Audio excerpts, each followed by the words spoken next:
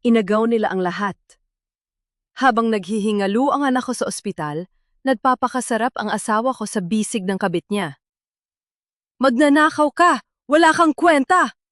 Sigaw ng lalaking pinang-akuan kong mamahalin. Nilapastangan nila ang lahat ng sakripisyo ko. Pero akala nila, tapos na. Ang abo kapag hinipan, nagiging apoy. Babawiin ko ang lahat gamit ang kanilang kayabangan. Handa na ba silang makilala ang halimaw na ginising nila? Magnanakaw ka nang ga, wala ka pang kwentang babae. Huwag mong dumihan ng makintab na sahig ng bangko ko gamit ang marurumi mong sapatos dahil kahit ibenta mo ang buong pagkatao mo, hindi mo mababayaran ang paninirang ginagawa mo rito. Unti-unting nanlamig ang buong katawan ni Solana habang nakatayo siya sa gitna ng naglalakihang kristal, lailaw ng Imperial Bank. Suot niya ang isang kupas na blusa na pilit niyang nilaban ng paulit-ulit para lang magmukhang disente habang nakakapit ng mahigpit ang kanyang nanginginig na kamay sa isang check na nagkakahalaga ng 50 milyong piso. Yon ang tanging dugong magpapatuloy sa buhay ng kanyang 8 taong gulang na anak na si Cielo na nakahawak sa laylayan ng kanyang damit habang yakap ang isang luma at nisnis na stuffed toy. Ang mga salitang binitawan ni Catalina, ang magara at buntis na manager ng bangko, ay tila mga basag na bubub na itinurok sa lalamunan ni Solana. Wala siyang maramdaman, kundi ang pagkirot ng kanyang sikmura at ang pag-ikot ng palikid. Ang mga pamilya na mukha ng mga gwardiya at kliyente na nakatingin sa kanya ay biglang naging mga aninong nakapandidiri. Paano naging kasalanan ng pag-ubos ng sariling dugo at pawis para buhayin ng pamilya? Bakit ang mga taong pinag-alayan mo ng lahat ay siya pang unang dudura sa iyong pagkatao? Nilingon ni Solana ang malaking pintuang salaming nang makita niyang pumasok ang kanyang asawang si Mateo, kasunod ang kanyang biyen ng si Doña Carmela. Bumangon ang isang munting pag-asa sa kanyang basag na dibdib. Akala niya ay darating ang lalaking pinang-akuan niya ng walang hanggang pag-ibig upang ipagtanggol siya. Humakbang siya palapit kay Mateo. Ang mga mata ay puno ng pagmamakaawa. Umaasang makikita nito ang paghihirap niya. Sinabi niya rito na kailangan na nilang makuha ang pera dahil naghihintay ang mga doktor sa ospital para sa operasyon sa puso ng kanilang anak. Ngunit sa halip na yakap, isang ubod ng lakas na sampal ang sumalubong sa kanyang muka. Umalingaw-ngaw ang tunog ng palad na tumama sa kanyang pisngi sa buong bulwagan. Nawala ng balanse si Solana at bumagsak sa malamig na marmol. Nalalasahan niya ang kalawang ng sariling dugo sa loob ng kanyang bibig. Tiningnan niya ang kamay ni Mateo. Ang parehong kamay na madalas sumaplos sa buhok niya tuwing gabi, ang parehong kamay na nangakong puprotekta sa kanila, ay siya mismong nagpabagsak sa kanya. "How dare you use my daughter's condition para pagtakpan ang pagnanakaw mo? Kinuha mo ang checking yan sa vault ni Mama habang natutulog kami. Wala kang kwentang asawa!" Sigaw ni Mateo habang diring-diri siyang nakatingin sa babaeng 7 taon niya kasiping. Imbes na tulungan siyang bumangon, agad na lumapit si Mateo kay Catalina. Hinawakan niya ang bayong nito at maingat na inalalayan ang kabit sa harap ng maraming tao na tila ba ito ang tunay niyang asawang kailangang protektahan. Sumunod ang malutong at mapagmataas na boses ni Doña Carmela na umaalingaw-ngaw sa buong bangko, punong-puno ng pagkamuhi. "Utang na loob mo sa amin ang buhay mo, Solana. Kung hindi dahil sa pamilya namin, mabulok sana kayo ng anak mo sa kalsada. Pinalamon na kita, binigyan ng bubong, tapos nanakawan mo kami para lang sa sarili mong ambisyon. Ganyan ba ang turo sa'yo ng mga patay mong magulang? You are nothing but a cheap, ungrateful trash. Isang malaking hiya sa pamilya namin ang magkaroon ng manugang na katulad mo." Hindi pa nakontento sa mga salita, lumapit si Catalina kay Solana na nakalugmok pa rin sa sahig. Tiningnan niya ang tseke na nabitiwan ni Solana. Kinuha niya ito, tiningnan ng may labis na pandidiri at walang awang pinunit sa maliliit na piraso. Hinayaan niyang liparin ng malamig na hangin mula sa aircon ang mga piraso ng papel na parang mga patak ng ulan na bumabagsak sa harapan ni Solana. Ang 50 milyong pisong kapalit ng kanyang 7 taong puyat, dugo at lihim na pagtatrabaho bilang financial analyst ay naging basura sa isang iglap. Isang nakakabining iyak ang kumawala mula kay Cielo. Yumakap ang bata sa leeg ng kanyang ina, nanginginig sa takot sa mga matang mapanghusga ng mga tao. Hinigpitan ni Solana ang pagkakayakap sa anak. Pilit tinatabingan ang bata mula sa malupit na mundo. Sa hindi kalayuan, nakatayo ang kanilang kapitbahay na si Tita Flor, itinutok ang camera ng kanyang telpon nang walang pakialam sa sakit na nangyayari. Nag-livestream siya at nagsalita ng may halong panlilibak upang makakuha ng atensyon sa internet. Oh my God mga sisi, live na live dito sa Imperial Bank. Nahuling nagnakaw ang asawa ni Sir Mateo. Tignan niyo ang itsura. Mukha talaga magnanakaw. Nakakahiya, idinamay pa ang bata para kaawaan. I-share niyo ito para makita ng lahat ang tunay na kulay ng babaeng yan.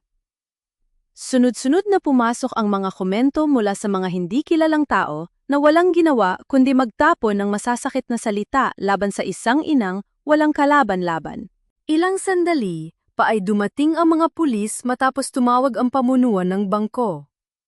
Walang tanong-tanong, hinawakan nila ang mga braso ni Solana. Hindi siya lumaban, wala siyang luhang ibinagsak kahit parang pinupunit ang kanyang dibdib. Tahimik siyang lumuhod at sinubukang pulutin ang mga punit na piraso ng tseke, iniingatan ang bawat kapirasong papel na tila ba yon ang mismong laman at dugo ng kanyang anak na naghihingalo. Dumampi ang malamig na bakal ng posas sa kanyang mga pulso na nagbigay ng isang mabigat na katotohanan na wala na siyang kawala. Sa gitna ng kaguluhan habang hawak siya ng mga pulis, lumapit ang maliit at nang inginig na kamay ni Cielo. Gamit ang kanyang maliliit na daliri, dahan-dahang pinunasan ng bata ang dugong tumutulo mula sa pumuputok na labi ng kanyang ina. Tiningnan ni Solana ang kanyang anak. Sa sandaling yon, pinatay niya ang lahat ng kahinaan sa kanyang puso. Ang babaeng nagtiis ng mahabang panahon ay dahan-dahang naglalaho, pinalitan ng isang inang handang, sunugin ang mundo para sa kanyang anak. Kinarga ng isang pulis si Cielo palayo, abang pilit na isinasakay si Solana sa sasakyan ng mga awtoridad. Sumara ang mabigat na pintuan ng selda na naghihiwalay sa kanya sa kalayaan. Sa kabilang banda ng lungsod, sa loob ng malamig na silid ng ospital, unti-unting bumabagal ang ritmo ng makina na nakakabit sa dibdib ni Cielo na nagbabadya ng isang walang awang katapusan. Umalingaw-angaw ang tunog ng pagkasa ng kandado ng rehas, kasing lamig ng kamatayan. Ang lamig ng sementadong sahig ay tumatagos hanggang sa mga buto ni Solana. Ngunit mas malamig ang katotohanang naiwan siya sa isang madilim at masikip na selda. Sa ilalim ng naghihingalong liwanag ng isang lumang bumbilya, maingat niyang pinagdidikit ang mga punit-punit na piraso ng tseke gamit ang kanyang nanginginig na mga daliri. Hindi siya umiiyak. Walang luhang pumatak mula sa kanyang mga mata dahil alam niyang walang puwang ang kahinaan sa mundong pilit siyang dinudurog. Ang bawat piraso ng papel na kanyang pinagdudugtong ay ang tanging dugtong ng buhay ng kanyang anak na si Cielo. Sa bawat paglapat ng kanyang daliri sa mga gilid ng punit na tseke, dahan-dahan niyang inilapit yon sa kanyang mga labi. Hinalikan niya ang magaspang na papel, ipinipikit ang kanyang mga mata upang isipin na ang dampi na yon ay ang mainit at malambot na pisngi ng kanyang anak. Nabasag ang nakakabing katahimikan nang marinig niya ang mabibigat na yabag ng mga sapatos na papalapit sa kanyang rehas. Inangat ni Solana ang kanyang paningin at nakita ang bulto ng lalaking minsang naging mundo niya. Nakatayo si Mateo sa labas ng selda, walang bakas ng awa sa kanyang muka. Sa halip na magtanong kung ayos lang siya, nag-abot ito ng isang puting folder sa pagitan ng mga bakal na rehas. Pirmahan mo na yan, Solana. Divorce papers and a written confession of theft. Gawin mo naman ito para sa pamilya natin kung may natitira ka pang konsensya. Malamig na utos ni Mateo. Ang boses ay puno ng pagkamuhi at pagmamataas. I am already stressed enough sa kumpanya, tapos idadagdag mo pa ang iskandalong ito? Ikaw na ang nagnakaw, ikaw pa ang magpapabigat sa amin. Mama's blood pressure shot up because of you. Just sign it para hindi na tayo magulo. And maybe we will ask the police to go easy on you. Tinitigan lamang siya ni Solana. Isang tingin na walang emosyon, walang pagmamakaawa, at higit sa lahat, walang pagmamahal. Ang lalaking nasa harapan niya ay isang stranger na nagtatago sa anino ng kanyang pagiging duwag. Pakiramdam ni Solana ay pinipiga ang kanyang puso, ngunit nanatiling tuwid ang kanyang likod. Hindi siya sumagot, ni hindi niya tiningnan ang mga papeles. Ang kanyang katahimikan ang pinakamalakas niyang sigaw ng pagkamuhi. Binawi niya ang kanyang paningin at ipinagpatuloy ang pag-aayos sa mga piraso ng tseke. Ibinabalewala ang presensya ng taong unti-unting pumatay sa kanyang kaluluwa. Sa labas ng selda, hindi sinasadyang marinig ni Solana ang ingay mula sa telpono ng isang pulis na nagbabantay sa pasilyo. Pinapanood dito ang livestream ni Tita Flor na patuloy na kumakalat sa buong bansa. Rinig na rinig ang matinis na boses ng kanyang kapitbahay na punong-puno ng pangungutya. Mga sisi, nakakulong na ang ahas. Buti nga sa kanya, ambisyosang frog, gustong maging donya kaya nagnakaw sa sariling biyenan. Ganyan talaga kapag galing sa hirap, walang breeding. Ang bawat salita ay parang mga asido na ibinubuhos sa kanyang pagkatao, ngunit nanatili siyang bato. Wala na siyang pakialam sa sasabihin ng mundo. Ang tanging mahalaga na lamang ay ang buhay na lumalaban sa loob ng ospital. Sa isang madilim na sulok ng istasyon ng pulisya, may isang matangkad na lalaking nakasuot ng itim na suit, ang tahimik na nagmamasid sa lahat ng nangyayari. Ang kanyang mga mata ay nakapako sa figura ni Solana. Wala siyang ginagawang hakbang, tila sinusuri ang hangganan ng tibay ng loob ng babaeng pinagtulungan ng tadhana. Ang kanyang presensya ay nagdadala ng isang malamig at mapanganib na misteryo sa gitna ng gabi. Biglang umalingaw-ngaw ang matalim na pagtulog ng telpono sa ibabaw ng desk ng hepe. Isang pulis ang sumagot nito. Ang muka ay biglang sumeryoso bago lumingon sa gawi ng selda ni Solana. Dahan-dahang naglakad ang pulis palapit sa mga rehas at iniabot ang wireless na telpono sa kanya. Sinabi nitong may mahalagang tawag mula sa ospital. Nanginginig ang kamay ni Solana nang tanggapin niya ang aparato.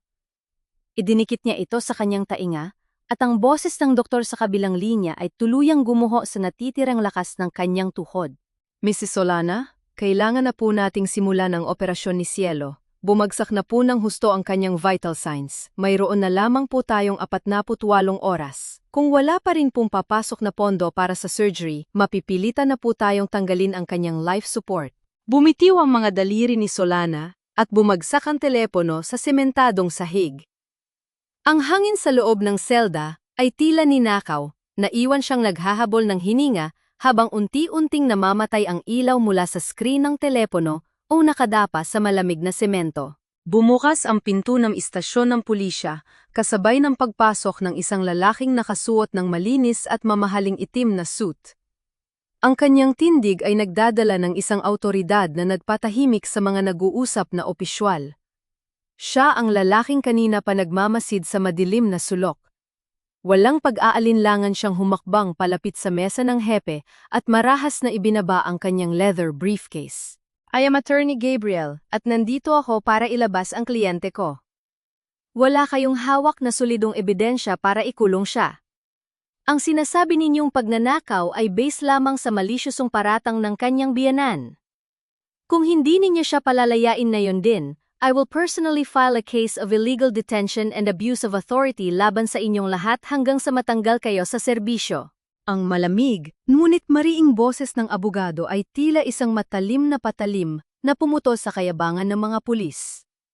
Nagkatinginan ang mga opisyal at walang nagawa kundi kunin ang mga susi. Nang bumukas ang pinto ng selda, dahan-dahang inangat ni Solana ang kanyang paningin. Hindi siya makapaniwala na may isang kamay na aabot sa kanya mula sa impyerno. Inalalayan siya ni Gabriel na makatayo at iginiya palabas ng malamig na rehas. Mabilis silang nakarating sa ospital sakay ng kotse ng abogado. Bago pa man makapag-isip si Solana ng paraan kung paano babayaran ang naghihintay na operasyon ng kanyang anak, naglakad na si Gabriel patungo sa cashier. Walang pag-aalinlangan nitong inilapag ang isa check na naglalaman ng buong halagang kailangan upang mailigtas si Cielo. Tiningnan ni Solana ang likod ng lalaki. Ang kanyang mga mata ay nanlalabo sa nagbabadyang luha ng labis na pasasalamat. Bakit mo ginagawa ito para sa akin? Tanong ni Solana, ang boses ay nanginginig at basag dahil sa puyat at pag-iyak ng kanyang kaluluwa. Humarap si Gabriel at binigyan siya ng isang napakainit at maamong ngiti. Dahil walang ina ang dapat makitang naghihingalo ang kanyang anak dahil lang sa kasakiman ng iba, Solana. Hayaan mong tulungan kita. Ligtas na si Cielo, you don't have to fight this alone anymore. Pumatak ang unang luha ni Solana, isang luhang naghuhugas sa kanyang pag-asa. Ngunit habang kinukuha ni Gabriel ang opisyal na resibo mula sa kahera, dumapo ang paningin ni Solana sa loob ng nakabukas na briefcase ng abogado.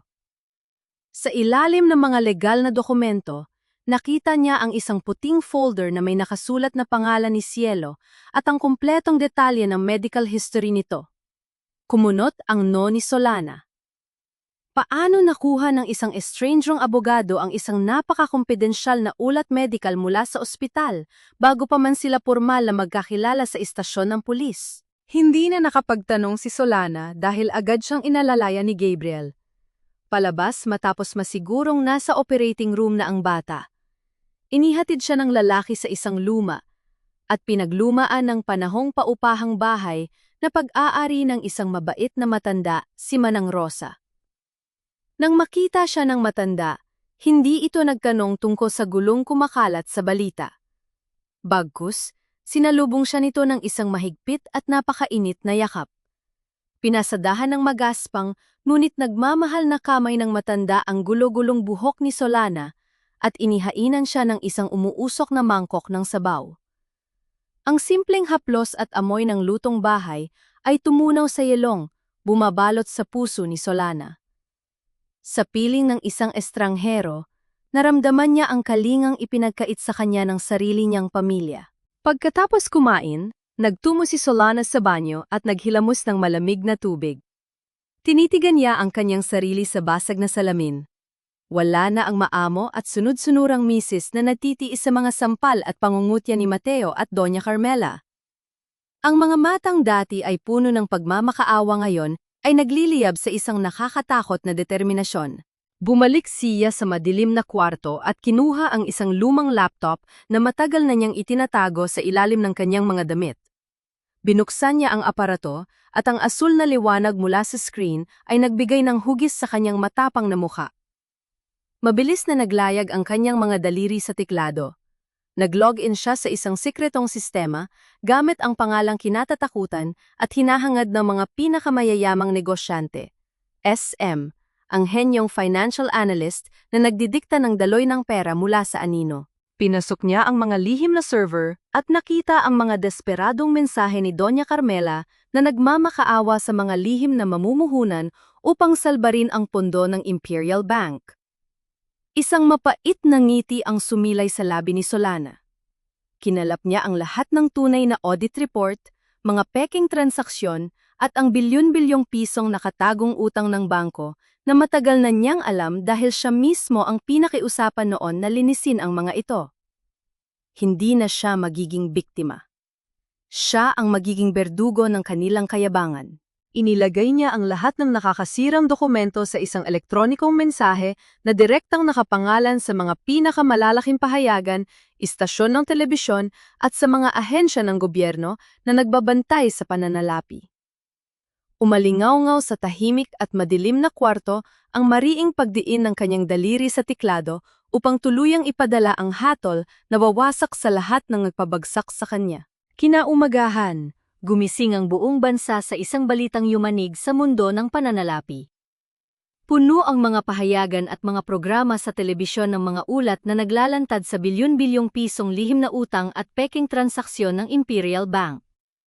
Ang mga lihim na itinatago ng pamilya ni Mateo at Doña Carmela sa loob ng maraming taon ay tuluyan ng nabunyag. Unti-unting gumuguho ang kanilang imperyo kasabay ng walang tigil na pagbagsak ng halaga ng kanilang mga shares sa stock market. Sa loob ng marangyang opisina ng bangko, halos mawala ng bait si Catalina. Ang mga papeles ay nagliparan habang galit na galit siyang naninigaw sa kanyang mga nanginginig na empleyado. Who the hell is SM? Bakit nasa kanya ang lahat ng confidential audit reports natin? Hanapin ninyo kung sino ang nagpadala ng email na yan, kundi lahat kayo ay mawawalan ng trabaho. Ang boses niyang dating puno ng kayabangan ay napalitan ng desperasyon. Wala siyang kamalay-malay na ang taong nagpadala noon ay ang mismong babaeng itinuring niyang basura kahapon. Habang nagkakagulo sa bangko, isang pamilyar na bulto ng lalaki ang marahas na kumatok sa pintuan ng inuupahang bahay ni Manang Rosa. Bumukas ang pinto at bumungad kay Solana ang galit na muka ni Mateo. Wala na ang maayos nitong pananamit. Gulo-gulo ang buhok nito at puno ng pawis. Walang pasabing pumasok si Mateo at pilit na hinawakan ang braso ni Solana. Umuwi ka na, Solana? Bawiin mo ang divorce papers at sabihin mo sa media na ikaw ang nagnakaw ng check. Kailangan nating linisin ang pangalan ng pamilya dahil bumabagsak na ang kumpanya ni Mama. Bulyo ni Mateo, ang mga mata ay nanlilisik sa galit. Ginamit niya muli ang pamilya na panunumbat upang iparamdam kay Solana na siya ang may kasalanan ng lahat. Kung hindi mo ginawa ang iskandalong ito, hindi tayo aabot sa ganito. Wala kang kwentang asawa. Pilit na hinihila ni Mateo si Solana. Ngunit bago pa man niya makaladkad ang kanyang asawa, isang malakas na pagpuwersa ang humawi sa kanyang kamay.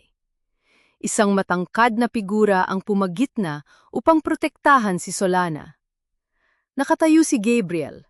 Ang mga mata ay singlamig ng yelo habang nakatitig sa duwag na lalaki. Subukan mong hawakan muli ang kliyente ko at sisiguraduhin kong sa malamig na selda ka matutulog na yung gabi. Wala ka ng karapatan kay Solana, Mateo. Kinasuhan na kita ng physical and emotional abuse, kaya kung ayaw mong lumala ang sitwasyon mo, lumabas ka sa pamamahay na ito. Kalmadong ngunit may diin na babala ng abogado. Napaatras si Mateo. Sa unang pagkakataon nakita ni Solana ang lalaking dating tinatawag niyang asawa na nagmukhang isang kaawang-awang asong bahay na nabahag ang buntot. Mabilis na naglakad palayo si Mateo, iniiwan ang mga banta sa hangin na walang anumang bigat. Nang tuluyang mawala si Mateo, lumingon si Gabriel kay Solana. Ang malamig niyang paningin ay napalitan ng isang napakaamo at maiinit na titig. Kumuha si Gabriel ng isang malinis at mabangong panyo mula sa bulsa ng kanyang suit. Dahan-dahan niyang pinunasan ng dumi sa noo ni Solana na nakuha nito sa paglilinis ng lumang kwarto. Ang simpleng pag-aalaga at ang malapit na distansya ng kanilang mga mukha ay nagbigay ng isang kakaibang pagtibok sa puso ng babae. Sa loob ng 7 taon, na yan lamang siya nakaranas na itrato bilang isang tunay na tao, isang babaeng karapat-dapat igalang at pakaingatan. Sa kabilang dako ng iskinita, hindi nila napansin ang isang figura na nakatayo sa likod ng isang lumang post. Si Lourdes, ang pinsan at matalik na kaibigan ni Solana na nakasuot ng simpleng damit, ay tahimik na nagmamatyag. Ang mga mata nito ay hindi nagpapakita ng pag-aalala para sa kanyang pinsan. Mabilis na naglayag ang mga daliri ni Lourdes sa kanyang telpo na upang magpadala ng isang mensahe sa isang hindi kilalang numero. Nakuha na ni Gabriel ang buong tiwala ni Solana. Susunod na ang plano. Abang nabubuo ang isang bagong lason sa paligid ni Solana, isang nakakabining balita ang dumating sa mansyon ng mga imperial. Nakaupo si Doña Carmela sa kanyang mamahaling sofa, nanginginig ang buong katawan habang hawak ang telpono. Ang boses ng kinatawan mula sa Central Bank ay parang hatol ng kamatayan para sa kanyang pamilya. Binigyan lamang sila ng 24 na oras upang bayaran ang lahat ng utang o tuluyan ng ipapasara at kukunin ng gobyerno ang lahat ng kanilang ari-arian, kabilang ang mismong bahay na kanilang tinitirhan. Ang sunod-sunod at matinis na pagring ng mga telepo no sa buong mansyon ay naghudyat ng katapusan ng kanilang kasakiman at ang simula ng pagbagsak sa impyernong sila mismo ang gumawa. Walang awang ipinagtabuyan ng mga gwardiya si Catalina palabas ng malaking pinto ng Imperial Bank. Ang dating inirerespeto at kinatatakutang manager ay ngayon ay isang kahiyahiyang figura na pilit kinukuha ang kanyang mga gamit na nagkalat sa kalsada. Agad siyang sinibak ng board of directors upang magsilbing sakripisyo sa nag-aalab na galit ng publiko. Ang kanyang mga mamahaling credit card ay isa-isang pinutol sa harap mismo ng kanyang mga mata. Binalot siya ng matinding kahihiyan habang ang mga taong dating yumuyuko sa kanya ay pinanunood siyang itapon na parang isang maruming basahan. Nanginginig ang kanyang mga daliri habang idinidikit ang telepono sa kanyang tainga.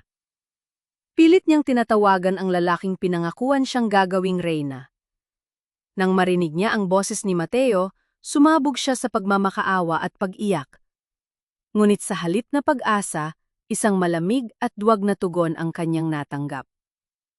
Sinabi ni Mateo na wag na muna siyang tawagan dahil baka lalo lang siyang madamay sa galit ng kanyang ina at ng mga investigador.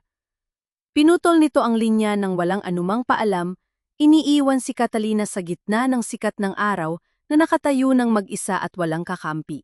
Samantala, sa isang tahimik at eksklusibong gusali ng mga kondominium, tahimik na inayos ni Solana ang mga papeles ng pagbili. Gamit ang pondo mula sa kanyang mga naipon bilang SM, tuluyan na niyang nabili ng buo ang unit na matagal nang hinuhulugan ni Catalina, ngunit na foreclose dahil sa agarang pagbagsak ng bangko. Ngayon, si Solana na ang legal at nag-iisang may-ari ng lugar na itinuturing ng kabit na kanyang palasyo. Pagdating ni Catalina sa kanyang condo unit, bitbit ang kanyang mga natitirang gamit, bumungad sa kanya ang isang pamilyar na bulto. Nakatayo sa gitna ng marangyang sala si Solana, suot ang isang malinis at simpleng blusa na nagbibigay ng isang mahinhin, ngunit nakakatakot na otoridad. Hindi na siya ang babaeng nakaluhod sa sahig ng bangko. Dahan-dahang naglakad si Solana palapit sa mga nakaimpaking maleta ni Catalina at walang pag-aalinlang ang itinulak ang mga ito, palabas ng pinto patungo sa malamig na pasilyo. Ano sa tingin mo ang ginagawa mo sa pamamahay ko, Solana? Lumabas ka rito. Nang gagaliting sigaw ni Catalina, ang mukha ay namumula sa galit at pagkalito. Kalmadong humarap si Solana, at iniharap ang titulo ng bahay. Pamamahay ko na ito, Catalina. Binili ko ang unit na hindi mo kayang bayaran gamit ang sarili kong pera. Kaya ngayon, kunin mo ang mga basura mo at umalis ka bago pa ako tumawag ng pulis. Tinitigan ni Solana ang kabit mula ulo hanggang paa. Ang mga mata ay may diin at kasiguraduhan. Ibinalik niya ang mga salitang dumurog sa kanya ilang araw pa lamang ang nakakalipas. Magnanakaw ka na ng asawa, nakatira ka pa sa bahay na hindi sayo. Wala kang kwentang babae. Bumagsak ang mga tuhod ni Catalina sa malamig na sahig ng pasilyo. Humagulhol siya habang niyayakap ang kanyang mga bagahe, tuluyang nawala ng kayabangan at danggal na ipinagmalaki niya noon. Sa gitna ng kanyang paghagulhol, sumigaw siya ng may halong pait at desperasyon, ipinipilit na hindi patapos ang lahat dahil ang sanggol sa kanyang sinapupunan ang magiging alas niya upang bawiin ang atensyon ng pamilya imperial. Sa pag-alis ni Catalina, pumasok si Solana sa loob ng tahimik na unit. Kinuha niya mula sa kanyang bag ang lumang blusang suot niya nung araw na ipahiya siya sa bangko. Dahan-dahan at maingat niya itong itinupi. Inilalagay sa isang ligtas na sulok ng kanyang aparador. Ito ang magiging paalala niya na hindi siya kailanman babalik sa pagiging mahina at hinding-hindi niya kakalimutan kung saan siya nagsimula. Ngunit ang katahimikan ng kanyang tagumpay ay nabasag nang biglang tumulog ng malakas ang kanyang telepo. Isang notification mula sa livestream ni Tita Flor ang lumabas sa screen. Nang buksan niya ito, nakita niya si Doña Carmela na nakaupo sa harap ng kamera. Umiiyak ang biyenan at nagbibitaw ng mga kasinungalingan, sinasabing kaya nagkagulo ang kanilang pamilya ay dahil nahuli nilang may ibang lalaki si Solana, at ang lahat ng paninira sa bangko ay ganti umano ng isang immoral na asawa. Ang matinis at nakakairitang boses ng paninira ay unti-unting pumuno sa buong silid. Pilit na ginigiba ang kapayapaang kanyang ipinaglalaban. Naging entablado ng mga nakasusukang kasinungalingan ang malamig na silid ng hukuman. Nakaupo si Doña Carmela nang may mataas na mahigpit ang hawak sa kanyang mamahaling rosaryo habang umaarte bilang isang inang labis na nasaktan ng kanyang manugang. Sa mismong upuan ng testigo, nakayuko si Lourdes. Ang mismong pinsan at matalik na kaibigan ni Solana na inaasahan niyang kakampi ay siya pang nagbitaw ng mga salitang kasing talim ng punyal. Totoo po, Your Honor. Madalas kong makitang may kausap na ibang lalaki si Solana tuwing gabi. Siya po ang unang nanloko sa asawa niya. Ginagamit lang po niya ang sakit ng anak niya para pagtakpan ang kanyang kalaswaan. Naiiyak na pahayag ni Lord, pilit na ginagawang totoo ang isang imbentong kwento para paboran ang pamilya imperial kapalit ng pangakong pera. Huminga ng malalim si Solana. Ang sakit ng pagkakanulo ng sariling kadugo ay nagpakirot sa kanyang dibdib na tila binubuhusan ng asido ang kanyang tiwala. Ngunit hindi na siya ang babaeng yuyuko at iiyak sa isang sulok. Bago pa man makapagsalita ang kampo ni Mateo upang ipagdiwang ang kanilang kasinungalingan, tumayo si Gabriel mula sa kanyang upuan. Ang kanyang tindig ay naglalabas ng isang tahimik ngunit nakamamatay na awtoridad. Naglakad siya palapit sa hukom at naglapag ng isang makapal na folder. Your Honor, ang pahayag ng testigong ito ay isang malaking kasinungalingan na binayaran ng pamilya imperial. Kung naghahanap kayo ng matibay na ebidensya ng pagtataksil at pagnanakaw, ito ang panuurin ninyo. Isang lalaking ginagamit ang pinaghirapang pera ng kanyang asawa para buhayin ang kanyang kabit. Kalmado ngunit mapanganib na wika ni Gabriel. Umilaw ang malaking screen sa loob ng korte. Malinaw na ipinakita ng mga kuha mula sa kamera ng isang mamahaling hotel ang pagpasok ni Mateo at Catalina sa isang pribadong kwarto. Sumunod na ipinakita ang mga bank statements at resibo ng mga mamahaling alahas na binili ni Mateo para sa kanyang kabit gamit ang pondo ng negosyo. Namutla si Mateo at halos hindi makahinga, habang ang rosaryo ni Doña Carmela ay muntik nang mahulog mula sa kanyang nanginginig na mga kamay. Hindi pa natapos ang kalbaryo ng mag-ina. Tumayo si Solana at inilabas ang sarili niyang mga dokumento. Gamit ang kanyang malinaw at matapang na boses, inisa-isa niya ang mga transaksyon at patunay na ang kanyang lihim na trabaho ang sumagip sa pamilya imperial mula sa pagkalubog sa utang sa loob ng 7 taon. Hindi ako kailanman naging pabigat sa pamilyang ito. Ako ang nagbayad ng mga utang ninyo habang nilulustay mo ang pera ko sa ibang babae, Mateo. Wala kang karapatang tawagin akong magnanakaw dahil ikaw ang kumuha ng buhay at dignidad ko. Matapang na pahayag ni Solana. Tinititigan ng diretsyo ang nanliliit na asawa. Hindi na nakapagsalita ang abogado ni Mateo. Inihayag ng hukom ang pinal na desisyon na ibinibigay kay Solana ang buong karapatan sa pag-aalaga kay Cielo. Bukod pa rito, inutusan si Mateo na ibigay ang lahat ng natitira nitong ari-arian bilang danyos at suportang pinansyal para sa bata. Nang marinig ang hatol, nanlaki ang mga mata ni Doña Carmela. Tuluyan siyang gawalan ng malay at bumagsak sa kanyang kinauupuan. Nagkagulo ang mga tao sa loob ng korte. Pilit na ginigising ni Mateo ang kanyang ina, sumisigaw ng tulon habang tuluyan ng gumuho ang mundong ipinagmalaki nila. Sa labas ng korte, ang mga matatalim na salita ni Tita Flor ay biglang nagbago ng ihip. Nakatutok ang kamera nito sa nagkakagulong pamilya imperial habang pilit na sumisigaw ng papuri para kay Solana, na tila ba mulat sapol ay kakampi siya nito upang hindi mawala ng manonood. Ngunit sa gitna ng kaguluhan, nang mapatingin si Solana kay Gabriel, nakita niya ang isang kakaibang ekspresyon sa mukha ng abogado. Nakatitig si Gabriel sa walang malay na si Doña Carmela. Ang kanyang mga mata ay walang bakas ng awa, kundi isang napakalamig, madilim at puno ng pot na kislap ng tagumpay. Isang panandaliang kilabot ang gumapang sa likod ni Solana, ngunit agad itong nawala nang bumaling sa kanya si Gabriel na may dalang maamong ngiti. Naglakad sila palabas ng hukuman, iniiwan ang mga taong minsang sumira sa kanyang buhay. Sa paghakbang nila sa pasilyo, dahan-dahang hinawakan ni Gabriel ang kamay ni Solana. Ang init ng palad ng lalaki ay nagbigay ng isang payapa at matamis na pakiramdam sa kanyang pagod na puso. Tiningnan niya si Gabriel at naramdaman niyang baka ito na ang simula ng kanyang bagong bukas. Agad na nagtungo si Solana sa ospital pagkatapos ng paglilitis. Pagpasok niya sa kwarto, mahigpit niyang niyakap ang nagpapagaling na si Cielo. Ibinaba niya ang kanyang mukha sa leeg ng anak, inaamoy ang natural na bango nito. Malaya na tayo, anak. Wala nang mananakit sa atin. Bulong ni Solana habang ang mga luha ng kaligayahan ay tahimik na pumapatak sa unan ng bata. Kinaumagahan, sa loob ng opisina ni Gabriel, inilatad ang mga huling papeles para sa paglipat ng lahat ng napanalunang yaman patungo sa isang formal na trust fund para sa kinabukasan ni Cielo. Nagtiwala si Solana ng buong buo sa lalaking nagtanggol sa kanya.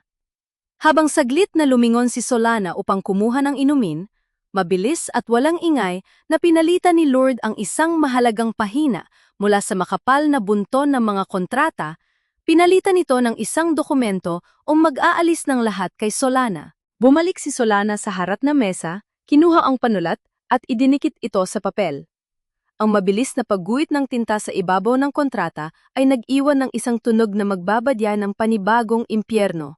Tila isang matamis na panaginip ang bumalot sa maliit ngunit maaliwalas na inuupahang bahay ni Solana. Matapos ang matagumpay na operasyon, nakauwi na si Cielo at masiglang naglalaro sa sala. Mula sa kusina, pinagmamasdan ni Solana ang isang eksenang kailanman ay hindi niya inakalang makikita niya. Nakaupo si Gabriel sa sahig. Maingat at matyagang tinitirintas ang mahaba at itim na buhok ng kanyang anak. Ang malalaki at matitipunong kamay ng abogado ay napakalambot na gumagalaw, sinisiguradong hindi masasaktan ang bata. Isagmatamis na ngiti ang sumilay sa labi ni Solana. Sa wakas, naisip niya, nakatagpo rin ang kanyang anak ng isang tayong magsisilbing tunay na ama. Tumayo si Gabriel at lumapit sa kusina kung saan naghihiwa ng mga gulay si Solana. Tumabi ang lalaki sa kanya, kinuha ang kutsil, yumula sa kanyang mga kamay at inilapag yon sa mesa. Dahan-dahan itong inilagay ang mga takas na buhok ni Solana sa likod ng kanyang tainga. Ang distansya ng kanilang mga katawan ay nagbigay ng isang mainit at nakakakalig na kuryente sa kanyang sistema. Yumuko si Gabriel at nag-iwan ng isang mainit at mabagal na halik sa kanyang no. Sa sandaling yon, naramdaman ni Solana na ligtas na siya mula sa lahat ng bagyo ng mundo. Kinuha ni Gabriel ang folder ng mga dokumentong pinirmahan ni Solana noong nakaraang araw. Tiningnan niya ito nang may masayang kislap sa kanyang mga mata. Naipasok ko na sa sistema ang lahat ng pinirmahan mo, Solana. Ang trust fund ni Cielo ay tuluyan ang nakapangalan at nakatago para sa kanyang kinabukasan. Walang sinuman ang makakagalaw nito. Ligtas na kayo. Niyakap ni Solana si Gabriel, nagpapasalamat sa lalaking nag-ahon sa kanya mula sa impyerno. Samantala sa isang madilim at masukal na eskinita malayo sa lungsod, panay ang linga ni Lord habang nakatayo sa tabi ng mga basurahan. Isang itim at mamahaling sasakyan ang huminto sa kanyang harapan. Bumukas ang bintana at isang lalaking nakasuot ng itim na sombrero at maskara ang nag-abot ng isang mabigat na maleta.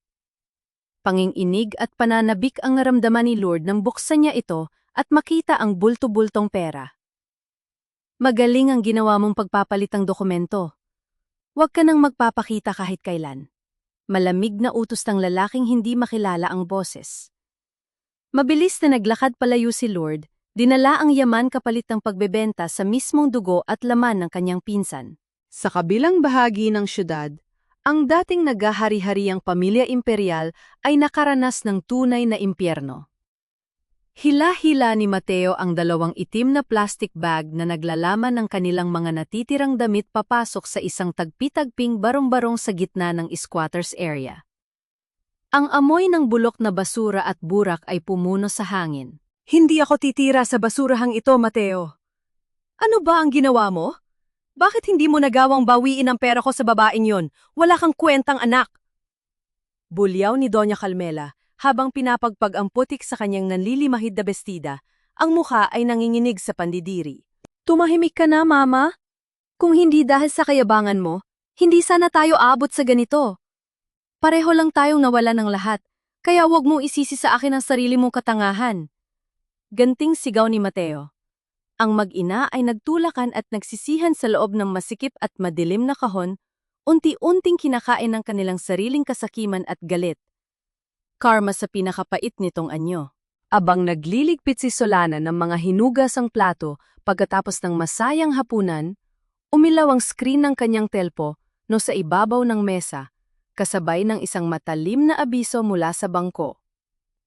Pinunasan niya ang kanyang mga basang kamay at kinuha ang aparato upang tingnan ang mensahe. Isang elektronikong abiso ng paglipat ng pondo ang bumungad sa kanya. Nanlaki ang mga mata ni Solana. Ang pahina ng trust fund na inilaan para sa operasyon at pagpapagaling ni Cielo ay sunod-sunod na naglabas ng mga numero na nagpapakita ng malaking pagbabawas. Hanggang sa ang halaga sa pinakababa ng screen ay tumigil sa isang malinaw at nakapanging ngilabot na numero. Zero balance. Bilyon-bilyong piso ang inilipat sa isang hindi kilalang offshore account sa loob lamang ng isang iglap. Bumagsak ang panyo mula sa kanyang kamay. Ang init na naramdaman niya kanina ay mabilis na napalitan ng nakakamatay na lamig. Nanginginig ang kanyang mga daliri na nagmamadaling i-dial ang numero ni Gabriel. Kailangan niya ng tulong nito. Baka nahack ang sistema. Baka may nagkamali lang. Sumagot ang linya pagkatapos ng 3 pag-ring. Gabriel? Gabriel! Tulungan mo ako! Ang pera ni Cielo! Nawala lahat ang pera sa trust fund! May kumuha ng pera natin. Nag-aalalang sigaw ni Solana, ang boses ay nababasag sa matinding takot. Ngunit sa halip na nag-aalalang boses ni Gabriel, isang mabagal at napakalamig na paghalahak ang umalingaw-ngaw sa kabilang linya. Isang tawa na walang kahit anong bakas ng pagmamahal, isang tawang puno ng pangungutya at tagumpay. Bago pa man makapagsalita muli si Solana upang magtanong, walang awang pinutol ng lalaki ang tawag.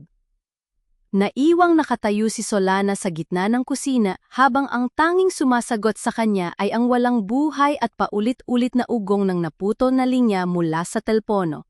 Halos liparin ni Solana ang kahabaan ng kalsada patungo sa Marang, yang gusali kung saan naroon ang opisina ng law firm ni Gabriel.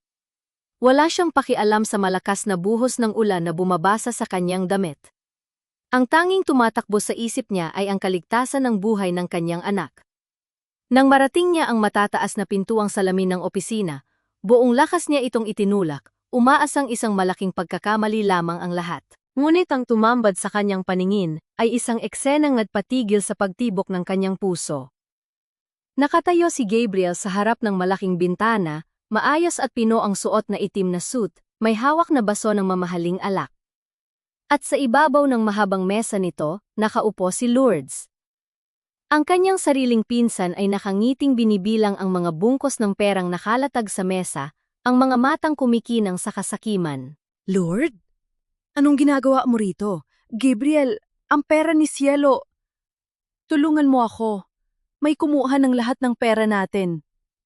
Nagmamakaawang tinig ni Solana, humahakbang palapit sa lalaking inakala niyang tagapagligtas niya. Humalahak si Lord, isang tawang puno ng pang-iinsulto at panlilibak. Ay, nandito na palang dakilang tanga? Talaga bang ganyang kakainosente, insan?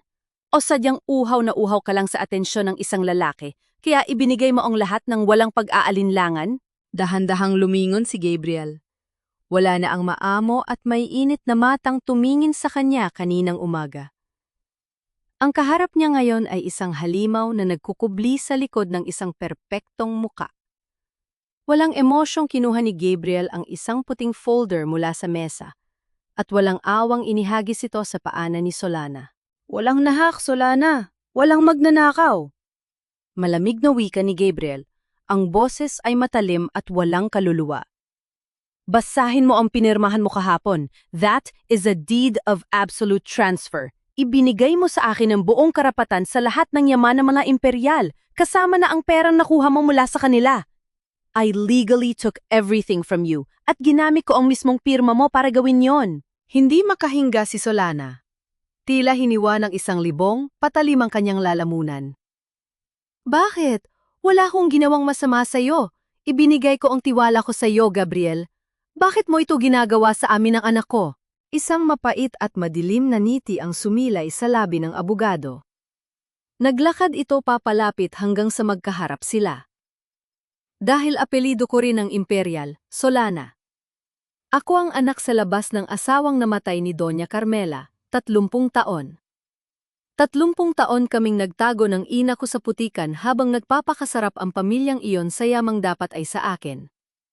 Nang makita-kita nakita ko ang perpektong susi, ginamit ko ang talino ng isang SM para alamin ang mga baho nila at ginamit ko ang kahinaan mo bilang isang inang desperada para makuha ang lahat ng yaman na ipinagkait sa akin.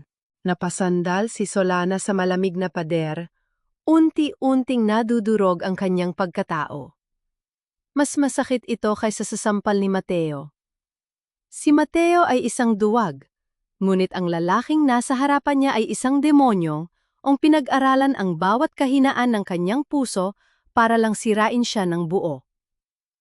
Hindi ka naiba sa kanila, Gabriel. Isa kang halimaw. Bulong ni Solana, ang boses ay nanginginig sa matinding pot at panlulumo. Yumuko si Gabriel upang pantayan ang mukha ni Solana. May isang mabilis na anino ng kalungkutan na dumaan sa kanyang mga mata.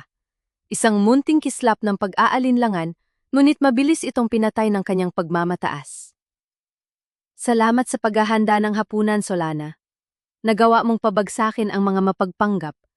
Pero masyado kang inosente para harapin ang isang halimaw na ipinanganak mula sa dilim. You set the table beautifully, but I am the one taking the feast. Ngayon, lumabas ka na sa opisina ko bago pa ako tumawag ng gwardiya. Pilit na itinayo ni Solana ang sarili.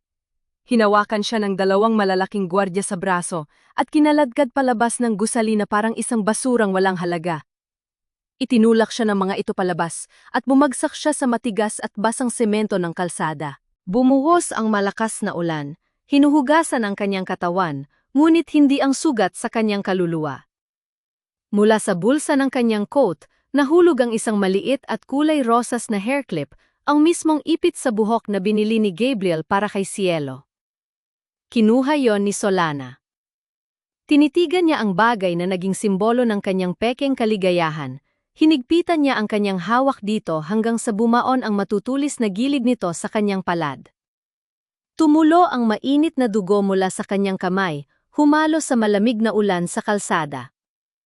Nang maramdaman niya ang sakit ng laman, walang pag-aalinlangan niyang itinapon ang hair clip sa isang madilim na kanal na puno ng putik. Kasabay ng pagtapon na yon ay ang tuluyang pagkamatay ng natitirang kabutihan at tiwala niya sa mundo. Sa gitna ng paglamon sa kanya ng kadiliman, umilaw ang screen ng kanyang telefon o mula sa kanyang bulsa, kasabay ng pamilyar na himig ng tawag. Nanginginig na kinuha iyon ni Solana. Ang boses ng doktor mula sa ospital ay mabilis at puno ng tensyon.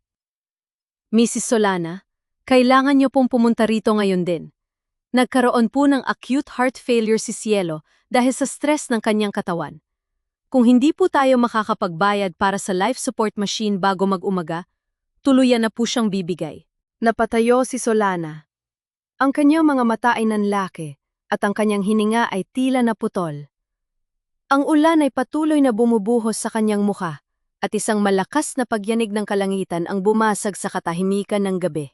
Basang-basa ang mga damit ni Solana nang makarating siya sa ospital. Sa labas ng makapal na salamin ng intensive care unit, pinagmasdan niya ang maliliit at mabibigat na paggalaw ng dibdib ni Cielo na sinusuportahan na lamang ng mga naglalakihang makina. Wala nang luhang pumatak mula sa kanyang mga mata. Naubos na ang lahat ng pag-iyak niya at ang naiwan na lamang sa kanyang dibdib ay isang malamig at matigas na bato ng galit.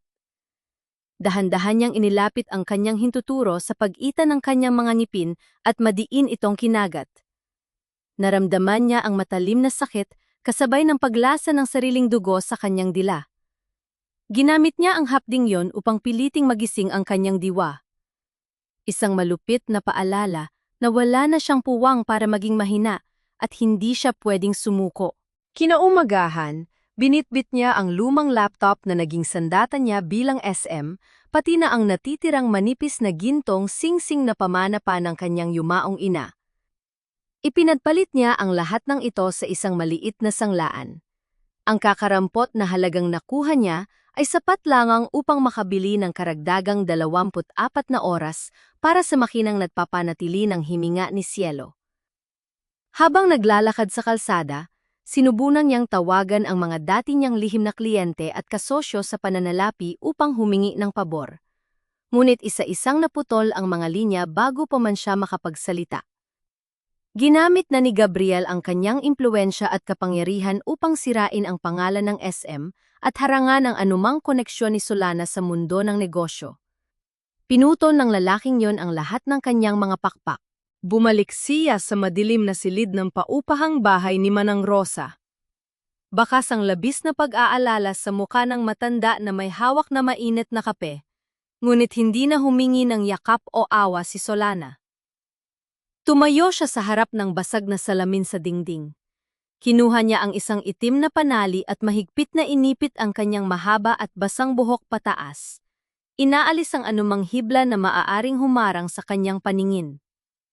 Pagkatapos, kinuha niya ang nag-iisang maayos na itim na blazer na natira sa kanyang aparador at isinuot yon na parang isang baluti para sa digmaan. Ang babaeng biktima, ang maamong asawa at ang inosenteng kliyente ay tuluyan ng namatay sa ilalim ng ulan kagabi. Ang nakatayo ngayon sa harap ng salamin ay isang inang handang gumamit ng lason upang patayin ang isang ahas. Naunawaan niya na para manalo laban sa isang demonyo, kailangan mo makipagkasundo sa iba pang mga demonyo. Bago siya lumabas ng pinto, mabilis na naglayag ang kanyang mga daliri sa nabasag na screen ng kanyang telpo. No. Timititigan niya ang isang partikulay na address at mga nakatagong impormasyon na ipinadala sa kanya ng huling taong nagawang sumagot sa kanyang tawag. Isang lokasyon kung saan nagtatago ang mga taong minsang nasa itaas, ngunit na yon ay gumagapang nasa putikan. Narating niya ang isang masikip, maingay at mabahong squatters area sa gilid ng ilog, napakalayo sa karangyaan ng buhay na kinasanayan ng mga dating nag-aapi sa kanya. Walang pag-aalin lang ang humakbang si Solana sa mga maputik na eskinita, hindi pinapansin ang mga mapanghusgang tingin ng mga taong tambay doon. Huminto siya sa tapat ng isang barong-barong na gawa sa pinagtagpitagping yero at nabulok na kahoy. Inangat niya ang kanyang nakakuyom na kamao.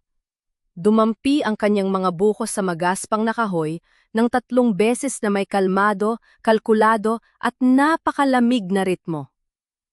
Bumukas ang pinto at mula sa madilim na loob ng barong-barong, tumambad sa kanyang harapan ang marumi, gusgusin at nanlalalim na muka ng babaeng minsang naging reyna ng kanyang pagdurusa, si Doña Carmela. Napaatras si Doña Carmela, ang kanyang mga mata ay nanlaki na tila nakakita ng multo. Pilit niyang itinago ang kanyang nanginginig na mga kamay sa likod ng kanyang maruming bestida, sinusubukang panatilihin ang natitirang piraso ng kanyang kayabangan kahit na nababalot siya ng amoy ng estero. Anong ginagawa mo rito, Solana? Nandito ka ba para pagtawanan ako?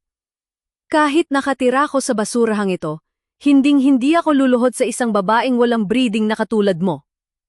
Matinis at nanginginig na bulyaw ng matanda, pilit na ginagamit ang kanyang matalim na dila upang itago ang kanyang kahinaan. Kalmadong pumasok si Solana sa loob ng masikip na barong-barong, hindi pinapansin ang alikabok at dumi sa sahig.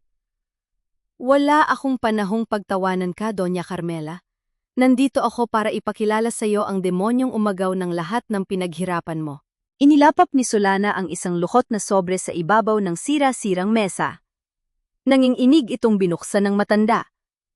Bumungad sa kanya ang mga lumang larawan, birth certificate, at mga lihim na dokumentong nagpapatunay ng tunay na pagkatao ni Gabriel. Nanlaki ang mga mata ni Carmela nang makita ang pangalan ng kanyang yumaong asawa na nakasulat bilang ama ng abogadong nagpabagsak sa kanila. Si Gabriel ay ang anak sa labas ng asawa mo. 30 taon siyang naghintay sa dilim upang bawiin ang yaman na inaakala niyang ninakaw ninyo sa kanyang ina. Malamig na paglalahad ni Solana. Ginamit niya ako para wasakin ang bangko ninyo, at ginamit niya ang katangahan ng anak mong si Mateo para kunin ang lahat ng ari-arian ninyo. Namutla si Doña Carmela. Ang galit niya kay Solana ay mabilis na nilamon ng isang napakatinding poot para sa batang bastardo na umagaw ng kanyang korona. Mahigpit niya kinuyom ang mga papel hanggang sa magusot ito, ang kanyang mga mata ay nagliliyab sa pagnanasang makaganti. Mula sa madilim na eskinita ng mga squatter, Tinunggo naman ni Solana ang isang maliit at maruming karinderya malapit sa palengke. Sa isang sulok, nakita niya si Catalina. Wala na ang mga mamahaling alahas at makapal na makeup nito. Pawisan, gusgusin at pagod na pagod si Catalina habang nagpupunas ng isang malangis na mesa. Pinapagalitan ng may-ari ng karinderya dahil sa mabagal nitong pagkilos. Tahimik na umupo si Solana sa upuang kahoy at nag-order ng 2 piraso ng simpleng tinapay. Nang lumapit si Catalina upang ibigay ang order, natigilan ito. Pilit nitong itinago ang kanyang muha, binalot ng matinding kahihiyan. Biglang tumunog ng malakas ang tiyan ni Catalina, hudyat ng labis na gutom na hindi na kayang itago ng kanyang pagmamataas. Dahan-dahang hinati ni Solana ang tinapay. Iniabot niya ang kalahati sa babaeng minsang nandiri sa kanya. Tinitigan ni Catalina ang pagkain, nanginginig ang mga labi. Ang simpleng pag-abot na ito ay isang tahimik na awa na mas masakit pa kaysa sa 1,000 sampal para sa isang taong mapagmataas. Huwag mo akong kaawaan, Solana. Hindi ko kailangan ng limos mo. Umiiyak na sagot ni Catalina, ngunit dahan-dahan pa rin itong kinuha ang tinapay dahil sa labis na desperasyon. Hindi kita kinakaawaan, Catalina. Malamig na tugon ni Solana habang tinititigan ang kabit sa mga mata. Binibigyan kita ng pagkakataong lumaban. Si Gabriel ang nag-utos kay Mateo na itapon ka ng walang dala. Kinuha niya ang lahat ng pondo ng imperial, kaya ka naghihirap mayon. Sumama ka sa akin at ipapakita ko sa iyo kung paano babagsak ang lalaking sumira sa mga pangarap mo. Kinagabihan, sa ilalim ng malamig at madilim na tulay, nagkaharap ang 3 babaeng minsang nagkawasakan ng buhay. Tinitigan ni Solana sina Doña Carmela at Catalina. Hindi ko ipinapangako na babalik kayo sa pagiging mayaman. Pero ipinapangako ko, bago matapos ang linggong ito, makikita ninyong gumagapang sa putik si Gabriel. Kailangan ko lang nagampanan ninyo ng maayos ang pinakamalaking kasinungalingan sa buhay ninyo bilang mga Payne. Walang pag-aalin lang ang tumango ang dalawa.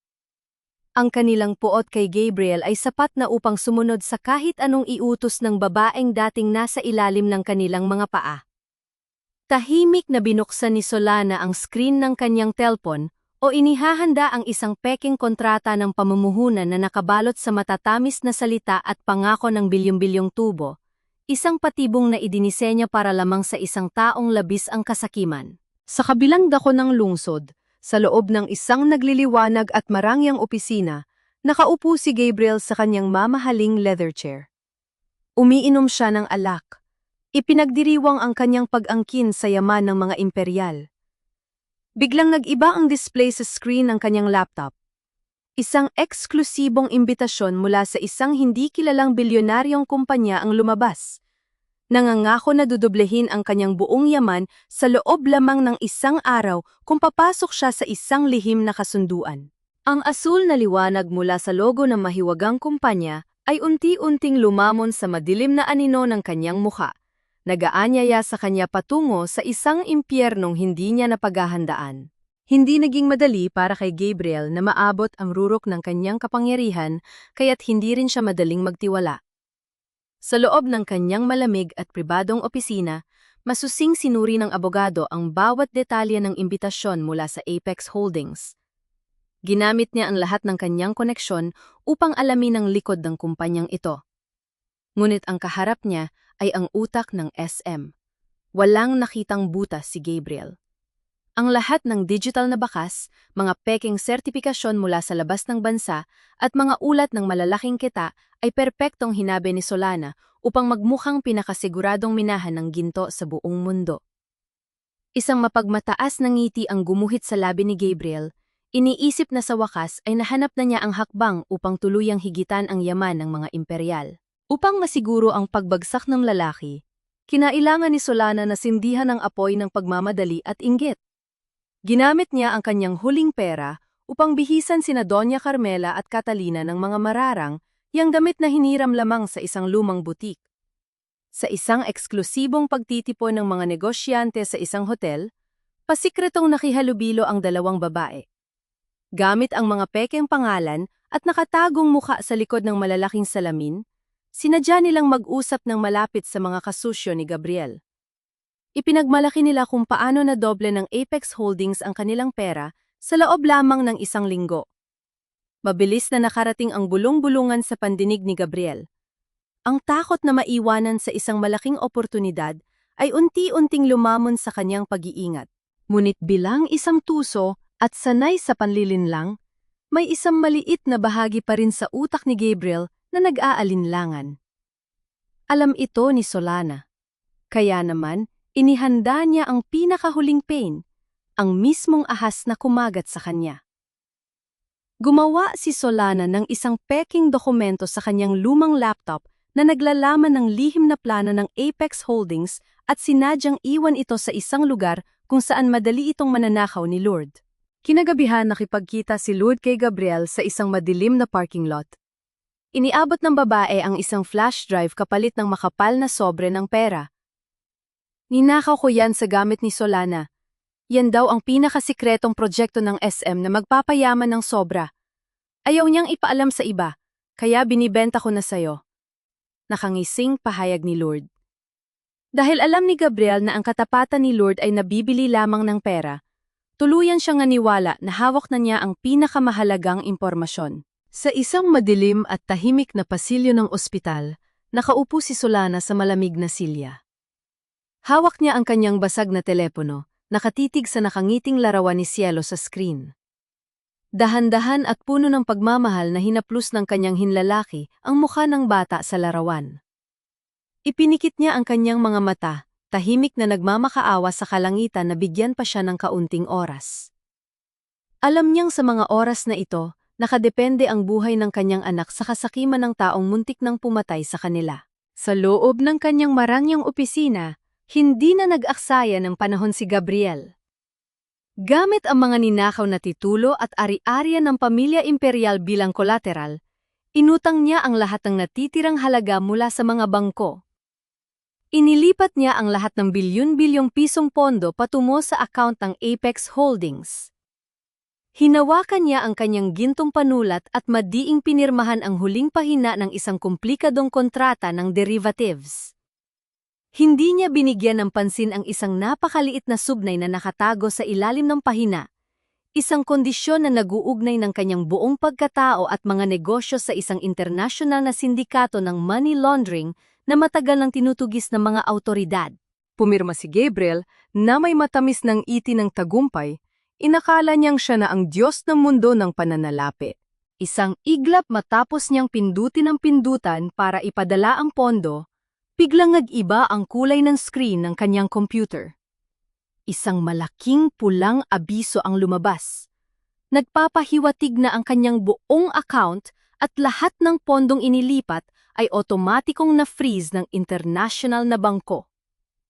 Nanlaki ang mga mata ni Gabriel. Paulit-ulit niyang pinindut ang keyboard, ngunit walang nangyari. Bago pa man niya maunawaan ang kumpletang pagkawasak ng kanyang plano, umaling-awngaw ang matinis at nagbababalang tulog ng sirena ng mga pulis mula sa di kalayuan. Unti-unting lumalapit at bumabasag sa katahimikan ng gabi. Nabalot ng nakakabinging palakpakan at liwanag mula sa mga kamera, ang malaking bulwagan ng isang prestihiyosong hotel. Nakatayo si Gabriel sa harap ng entablado, nakataas ang baso ng mamahaling alak habang ipinadiriwang ang kanyang formal na pag-upo bilang pinakamakapangyarihang presidente ng isang malaking investment fund. Inakala niya na ang mga sirena ng pulisya na narinig niya kanina mula sa kanyang opisina ay para sa ibang tao, sa isang aksidenteng walang kinalaman sa kanyang prepektong buhay. Pakiramdam niya ay isa siyang Diyos na hindi kailanman mababali ang kapangyarihan. Ngunit sa gitna ng kanyang mapagmataas na talumpati, biglang namatay ang mga ilaw sa entablado. Ang malaking screen sa kanyang likuran na dapat sana ay nagpapakita ng logo ng kanyang kumpanya ay biglang nagbago. Bumungad sa lahat ng mga bisita, ang mga opisyal na dokumento ng pandaigdigang bangko na nagpapakita ng bilyon-bilyong utang, at ang nakakapasong pulang marka na nagsasabing ang lahat ng kanyang pondo ay kinumpiska ng mga awtoridad dahil sa kasong internasyonal na money laundering. Nagkagulo ang mga kilalang negosyante at bisita. Namutla si Gabriel at nanginginig na kinuha ang kanyang telepo upang tawagan ang kanyang bangko. Subalit ang tanging sumagot sa kanya ay isang automatikong mensahe na nagkumpirmang tuluyan ng hawak ng gobyerno ang lahat ng kanyang pera at ari-arian. Wala siyang natira, kahit isang kusing. Ang kumpanyang pinagbuhusan niya ng lahat ng ninakaw na yaman ay isa palang napakalaking multo. Sa gitna ng kanyang pag-aaligaga, bumukas ng malawak ang malalaking pintuan ng bulwagan. Pumasok si Solana suot ang isang malinis at eleganteng puting suit na nagbibigay sa kanya ng isang nakasisilaw at makapangyarihang presensya. Lahat ng atensyon at mga lente ng kamera ay bumaling sa kanya. Hindi na siya ang babaeng itinapon sa kalsada at pinaulanan ng ulan. Siya na ngayon ang bagyong wawasak sa lahat ng mapagmataas. Gabriel, ang lalaking nagpanggap na tagapagligtas pero isa palang sakim na halimaw. Matapang at malakas na pahayag ni Solana. Ang boses ay umaalingaw-ngaw sa buong silid nang walang kahit anong pangingginig. Ginamit mo ako para magnakaw, pero masyado kang nabulag ng sarili mong kayabangan para mapansin na ang pinasukan mong malaking investment ay isang patibong na ako mismo ang gumawa. Ngayon, bayaran mo ang lahat ng buhay na sinira mo. Sa isang sulok ng silid, sinusubukang tumakas ni Lloyd palabas bitbit ang kanyang mamahaling bag na galing sa prang ipinagbili niya sa kanyang pinsan. Ngunit bago pa man siya makahakbang sa pintuan, mabilis siyang pinusasa ng mga pulis na nakapaligid na pala sa buong gusali. Umiyak at nagmakaawa si Lloyd, pilit na nagmamakaawa kay Solana, ngunit walang pumansin sa kanyang pagiging desperada. Mula sa mga anino malapit sa kusina, tahimik na nakatayo sina Doña Carmela at Catalina na nakasuot ng simpleng uniforme bilang mga serbidora, ang huling bahagi ng kanilang parusa at kasunduan bilang mga pain ni Solana. Nang magtama ang paningin nila kay Solana, walang kibo nilang iniyuko ang kanilang mga ulo. Isang tahimik na pagsuko at pagkilala sa babaeng, minsang inakala nilang mahina, na ngayoy nagtataglay ng kapangyarihang hindi nila kailanman kayang tapatan. Naglakad ang mga ahente ng federal na pulisya palapit sa entablado at iniharap kay Gabriel ang warrant of arrest para sa patong-patong na kasong pandaraya. Nawala ang lahat ng pagkapino ng abogado. Sumigaw siya ng halos mapatid ang ugat sa leeg, nagwawala at sinusubukang manlaban habang pilit siyang kinakaladkad ng mga awtoridad palabas ng bulwagan. Ang kanyang pagwawala ay naging isang kaawa-awang palabas sa harap ng mga taong minsang sumamba sa kanya. Wala nang natira sa kanyang makisig na anyo, kundi isang halimaw na ibinalik sa hawla. Sa pag-alis ni Gabriel, tumalikod si Solana upang lisanin ang lugar. Ang kanyang puso ay puno ng isang mabigat ngunit malinis na tagumpay. Subalit bago pa man siya makapasok sa kanyang sasakyan, naramdaman niya ang malakas na pagyanig ng kanyang telepo na mula sa kanyang bulsa. Kinuha niya ito at sinagot. Ang boses ng doktor mula sa kabilang linya ay puno ng takot at pagmamadali. Mrs. Solana, kailangan niyo pong magpunta rito ngayon din. Bumigay na po ang puso ni Cielo. Ginagawa na po namin ang lahat, ngunit humihinto na ang kanyang tibok. Natigilan si Solana. Ang mundo ay tila huminto sa pag-ikot. Sa kabilang linya ng telepno, maririnig ang isang mahaba, patag, at walang patid na tunog mula sa makina sa ospital. Isang tunog na walang awang nagbabadya ng tuluyang paglisan ng nag-iisang liwanag ng kanyang buhay. Halos liparin ni Solana ang kahabaan ng pasilyo ng ospital. Ang kanyang mga paa ay tila walang pakiramdam habang tumatakbo patungo sa intensive care unit. Pagdating niya sa tapat ng malaking salamin, bumungad sa kanya ang isang eksenang nagpatigil sa pag-ikot ng kanyang mundo. Pinalilibutan ng mga doktor at nurse ang maliit at walang malay na katawan ni Cielo. Hawak ng isang doktor ang dalawang aparato, idinidikit ito sa dibdib ng bata habang isinisigaw ang utos na bigyan pa ng isang malakas na kuryente ang naghihingalong puso. Clear! Isang beses pa! Sigaw ng doktor. Umangat ang maliit na dibdib ni Cielo mula sa kama dahil sa puwersa, nulit ang linya sa monitor ay nanatiling patag at walang buhay. Ang pera at hustisya ay nakamit na niya na ibalik na ang lahat ng pondo upang bayaran ang pinakamagagaling na doktor. Ngunit ang mismong katawan ng kanyang anak ang gumibigay. Hindi na kinaya ni Solana. Ang matapang na baluti ng isang inang palaban ay tuluyang nawasak. Bumagsak ang kanyang mga tuhod sa malamig na sahig ng ospital. Idinikip niya ang kanyang mukha sa malamig na salamin, at dun, sa unang pagkakataon mula na magsimula ang kanyang kalbaryo, humagulhol siya ng napakalakas. Isang iyak na nagmumula sa pinakamalalim at pinakamasakit na bahagi ng kanyang kaluluwa, pumupunit sa katahimikan ng pasilyo. Sa gitna ng kanyang pagluha, tila isang pelikulang nag-flash sa kanyang isipan ang lahat ng kanyang sakripisyo. Nakita niya ang kanyang sarili na naghahalo ng simpleng lugaw sa gitna ng gabi, tinitiyak na may mainit na kakainin ng kanyang anak. Narinig niya ang kanyang sariling tinig na kumakanta ng oyayi habang nilalabanan ni Cielo ang mataas na lagnat. Naramdaman niya muli ang sakit ng sampal at pananakit ni Mateo na kusang loob niyang sinalo noon upang hindi magising at matakot ang natutulog niyang anghel. Hindi pwedeng mauwi sa wala ang lahat ng iyon. Ipinikit niya ang kanyang mga mata at tahimik na inialay ang kanyang sariling buhay sa kalangitan. Mabuhat lamang ang anak mula sa bingit ng kamatayan. Sa pagdaan ng ilang nakakapasong sandali, isang himala ang dahan-dahang gumuhit sa loob ng kwarto.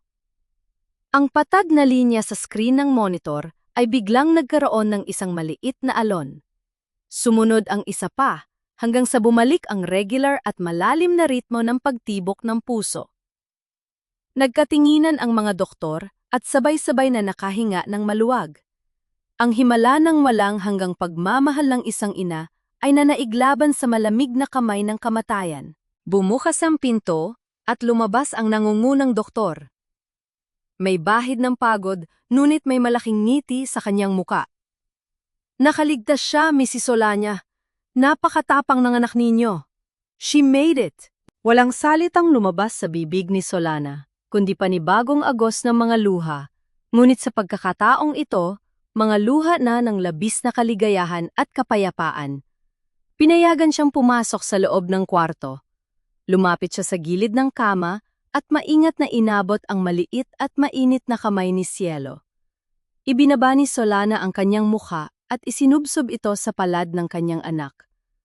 Isang masaganang luha ang dumausdos mula sa kanyang pisingi, tahimik na pumatak at unti-unting bumakat sa malinis at puting kumot ng kama, naghuhugas sa lahat ng pait at sakit ng nakaraan. Isang linggo ang lumipas matapos ang gabing iyon. Ang kalangitan ay maaliwalas, ngunit sa isip ni Solana, may isa pa siyang huling pintuan na kailangang isara. Isang taong nag-aantay ng kanyang huling hatol sa loob ng rehas. Ano kaya ang ginagawa ngayon ng isang halimaw na pinutulan ng pangil? Suot ang isang malinis at pormal na itim na kasuotan, pumasok si Solana sa isang pasilidad na napapalibutan ng matataas na pader at mga armadong gwardiya, isang kulungan na may pinakamataas na seguridad. Ang bawat hakbang niya ay puno ng kapangyarihan at paglaya. Umalingaw-gaw ang matalim at mabigat na paglapat ng kanyang sapatos sa sementadong pasilyo patungo sa madilim na selda. Naupo si Solana sa isang malamig na sil. Yang bakal, ang kanyang kalmadong mga mata ay nakatitig sa makapal na salamin na naghihiwalay sa kanya at sa preso. Bumukas ang pinto sa kabilang banda at inilabas ng dalawang gwardiya si Gabriel. Wala na ang makisig at perpektong abogado na nagbihis bilang kanyang tagapagligtas. Ang lalaking umupo sa harap niya ngayon ay tila isang natuyong sanga, magulo ang buhok, nakasuot ng kupas na uniforme ng bilangguan, at ang mga mata ay puno ng pulang ugat dahil sa matinding poot at kawalan ng tulog. Kinuha ni Gabriel ang telepono sa gilid ng salamin. Nang idikit ito ni Solana sa kanyang tainga, isang mapait at nanlilibak na boses ang sumalubong sa kanya. Nandito ka ba para regaluhaan ako ng tagumpay mo, Solana? O nandito ka para ipagmalaki na ikaw na ngayon ang nasa itaas? Panunuya ni Gabriel, pilit na ginagamit ang kanyang natitirang kayabangan. You won, yes. Nakuha mo ang pera. Pero tingnan mo ang sarili mo. Basag na basag ka pa rin sa loob. Kinuha ko ang tiwala mo at sinisiguro ko sa'yo You will never be able to love anyone again.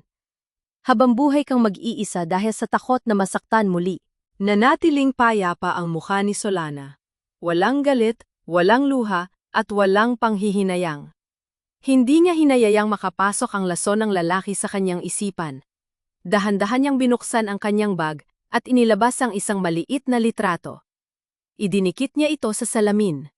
Ito ay ang larawan ni Cielo, nakangiti ng napakatamis habang may hawak na lubos sa loob ng kanyang kwarto sa ospital. Ang kulay ng buhay at kaligayahan ay malinaw na nakaguhit sa mukha ng bata. Hindi mo kinuha ang puso ko, Gabriel, dahil matagal na itong pag-aari ng anak ko. Mahinahon, ngunit malalim na tugon ni Solana. Ginamit mo ang kahinaan ko noon, pero nakalimutan mong ang isang inang nasugatan ay kayang maging pinakamatibay na pader para sa kanyang anak. Mula sa kanyang bulsa, kinuha ni Solana ang kanyang checkbook. Gamit ang isang gintong panulat, mabilis siyang sumulat ng isang halaga.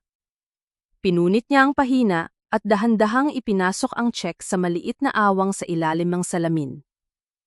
Napakunot ang noo ni Gabriel. Kinuha niya ang papel at tinitigan ito. Ang nakasulat na halaga ay eksaktong ₱1. Never underestimate a mother's endurance. Pagpapatuloy ni Solana, ang kanyang mga mata ay nanunuot sa kaluluwa ng lalaki. Tinuruan mo ako ng kalupitan, Gabriel. Ipinakita mo sa akin kung paano sirain ang isang tao mula sa loob. Kaya ngayon, ibinabalik ko sa iyo ang pabor. Hindi kita isusumpa. Hindi ako magagalit sa iyo. Ibibigay ko sa iyo ang pinakamasakit na parusa. Ang aking awa. Yan ang eksaktong halaga ng buong pagkatao at mga pangarap mo. ₱1. Binitawan ni Gabriel ang papel. Tila lumutang ang check sa hangin bago tuluyang bumagsak sa ibabaw ng bakal na mesa. Ang pagdapo ng manipis ng papel ay walang iniwang ingay. Ngunit ang bigat ng mensahe nito ay tila isang malaking bundok na dumagan sa pagmamataas ni Gabriel. Ibinalik ni Solana ang telepono sa lalagyan nito. Tumayo siya, inayos ang kanyang damit, at tuluyang tinalikuran ang lalaking minsang sumubok na sirain ang kanyang mundo. Habang naglalakad siya palayo, nakita niya mula sa refleksyon ng salamin ang unti-unting pagkabaliw ni Gabriel. Ang dating malamig na abogado ay sumisigaw, pilit na inihahampas ang kanyang malalaking kamao sa makapal na salamin ng paulit-ulit sa labis na desperasyon at kahihiyan, ngunit walang anumang tunog na nakarating kay Solana.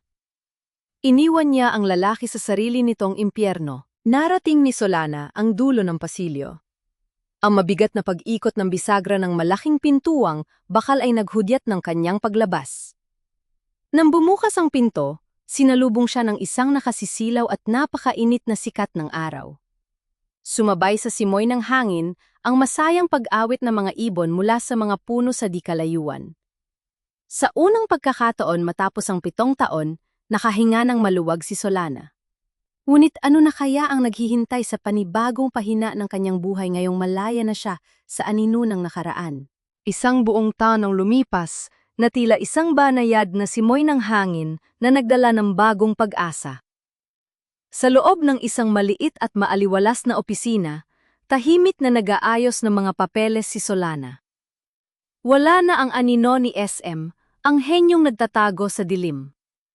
Pinalitan niya ang kanyang dating buhay ng isang mas simpleng layunin, ang pagbubukas ng isang financial consulting firm na nakalaan lamang para tulungan ang mga single mothers at mga inabusong asawa na makatayo sa kanilang sariling mga paa. Ang bawat pahina ng kontrata na kanyang binabasa ngayon ay hindi para sumira ng kalaban, kundi para bumuo ng mga nawasak na pangarap ng ibang kababaihan. Sa kabilang dako ng lungsod, sa ilalim ng nakakapasong init ng araw, isang lalaki ang pilit na binubuhat ang isang napakabigat na sako ng bigas sa pantalan. Basang-basa ng pawis ang maruming damit ni Mateo. Ang kanyang mga kamay na dating hawak lamang ang mga manibela ng mamahaling sasakyan ay ngayon ay puno ng mga kalyo at sugat. Nang ibaba niya ang sako, napatingin siya sa isang lumang telebisyon na nakasabit sa gilid ng isang karinderya. Sa screen, ipinapakita ang isang panayam kay Solana. nakangiti at nagsasalita tungkol sa kapangyarihan ng kababaihan na bumangon mula sa hirap. Timitigan ni Mateo ang babaeng minsang naging asawa niya.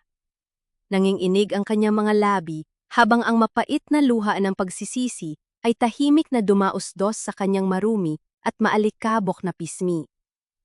Wala siyang ibang masisi, kundi ang kanyang sariling kaduwagan na nagtaboy sa kaisa-isang taong tunay na nagmahal sa kanya. Samantala, sa isang masikip at mabahong squatters area, ang dating magkaalyada na sina Doña Carmela at Catalina ay nag-aagawan sa isang maliit na halaga ng barya na kinita nila mula sa pagtitinda ng mga basahan.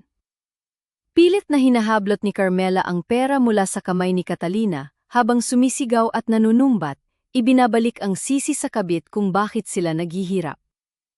Gumaganti naman ng masasakit na salita si Catalina, isinusumpa ang araw na nakilala niya ang pamilya imperial. Ang kanilang buhay ngayon ay isang walang katapusang pag-aaway, nabubuhay sa isang impyernong sila mismo ang gumawa, kinakain araw-araw ng kanilang sariling pot at kasakiman. Bandang hapon, tumayo si Solana sa labas ng isang pampublikong paaralan. Ang mabilis na pagtunog ng kampana ay hudyat ng uwian ng mga mag-aaral. Mula sa hilera ng mga bata, nakita niya si Cielo na mas siglang tumatakbo palapit sa kanya.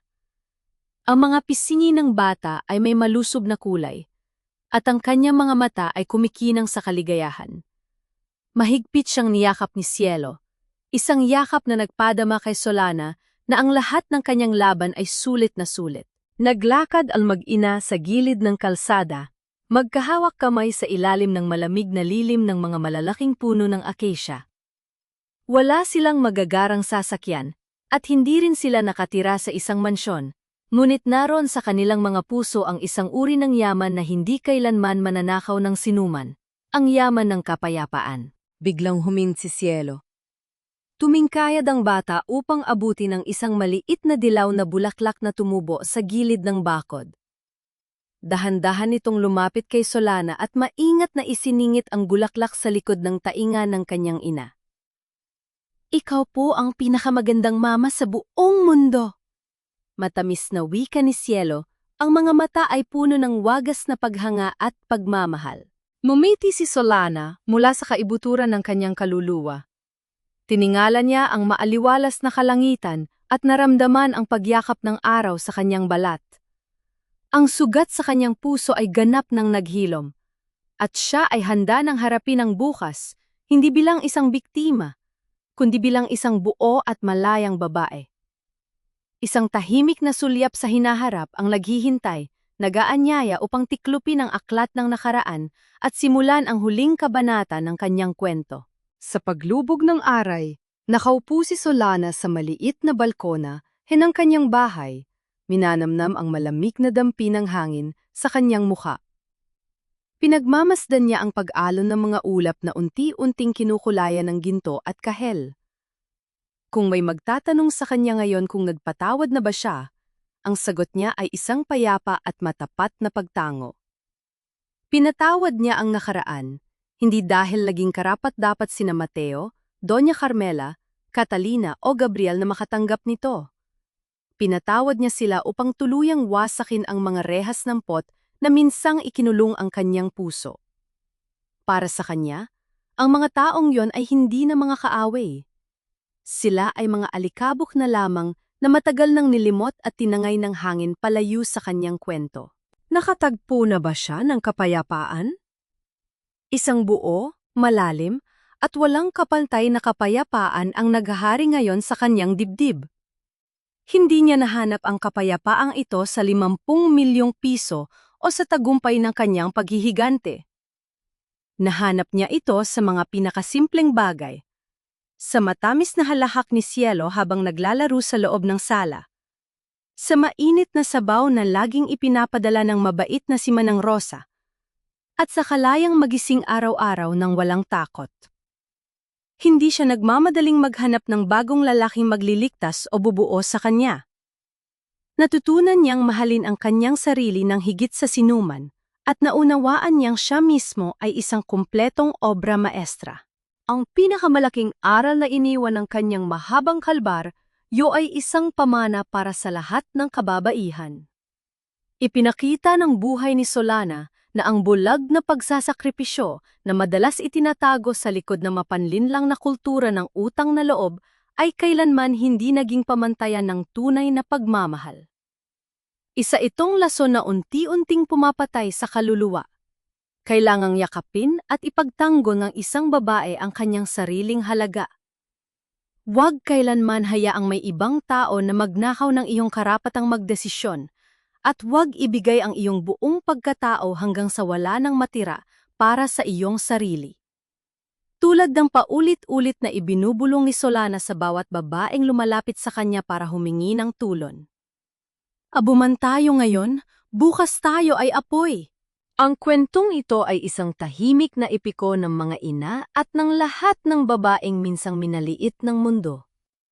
Wala itong madugong labanan, walang mga baril, at walang mga patalim.